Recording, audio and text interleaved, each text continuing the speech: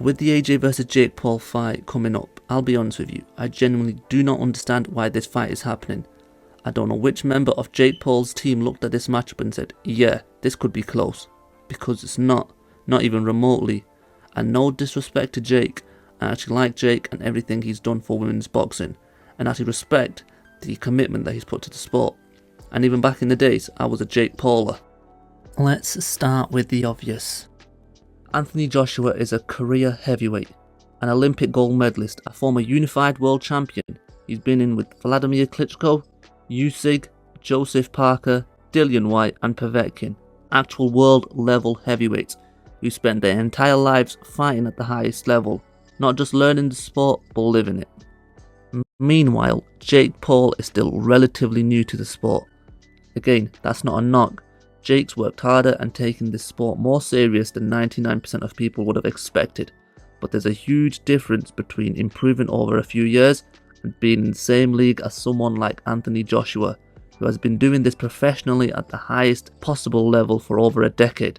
And one thing that's always stood out to me, especially talking to American boxing fans, is how much AJ gets hate over there.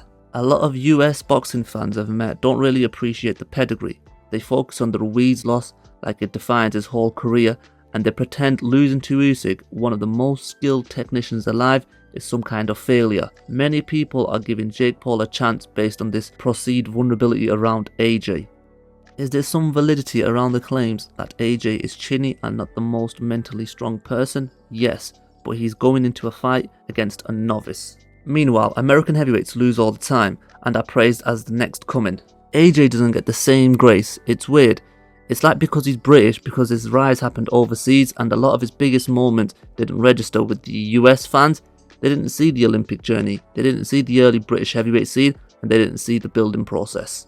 They saw him when he was already Anthony Joshua, the star, and now people act like he was some random hype job. It's crazy. I do apologise if any of my US audience is offended. Getting back to the main point. Now, take all that experience AJ has, that pedigree, those years of elite opponents, and put him in the ring with Jake Paul. This is a mismatch in skills, in experience, and every way you want to look at it. AJ should stop Jake Paul inside 3 rounds. And honestly, if AJ does decide to start fast, it may be quicker. Let me be clear about Jake, because this part matters. Jake Paul deserves credit. He's got guts and he's willing to take risks. He's got legit sparring partners in, world level heavyweights.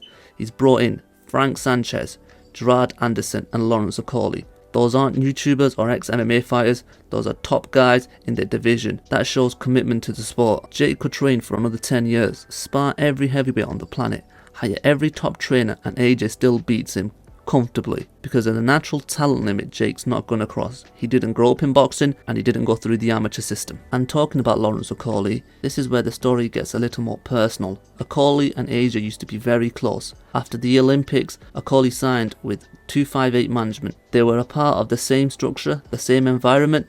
There was a sense of unity.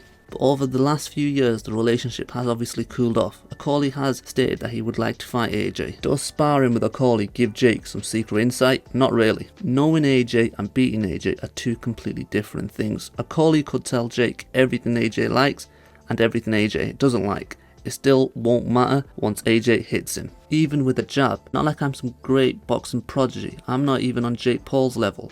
But when I've sparred with a few bigger lads, only by about 5 to 8 kilos, about 10 to 17 pounds difference from my US audience, the shock you get from a stiff jab is insane. Talking about jabs, the best attribute in AJ's arsenal is the jab, and AJ has a real heavy, snapping jab that he likes to set everything up with. Jake's never dealt with anything like that. The only real boxer he had previously faced off against was Tommy Fury, and Jake found it difficult to get past Tommy's jab, so I can see AJ landing his jab at will and shocking Jake to his boots. Jake's best attribute is his right hand, but AJ's been hit by punches far more dangerous than Jake and stayed standing. You're not surprising AJ with something he hasn't seen. There's no trick Jake can pull that Klitschko, Usyk or Povetkin didn't already test him with. And on top of everything else, the size difference is enormous. AJ is a full, natural elite heavyweight, a big one, strong, athletic and powerful. Jake's a fat cruiserweight who, if he boiled himself down, I could see making £168 to £175. At the end of the day, this fight ends one way, AJ by devastating knockout. Probably inside 3 rounds, maybe inside 2, maybe even inside 1 if AJ decides to press the action. Jake will try, Jake will show heart, Jake will believe in himself, and fair plays to the lad. But he's stepping into a world that he's not ready for. There are levels in boxing, real measurable levels, and AJ is operating several floors above Jake. These are just my thoughts going into the event. Let me know what you guys think in the comments below. Am I the only one who thinks this is one-way traffic? And I'll leave you with these wise words from Big John Fury. Anthony Joshua could knock Jake Paul out with his dick.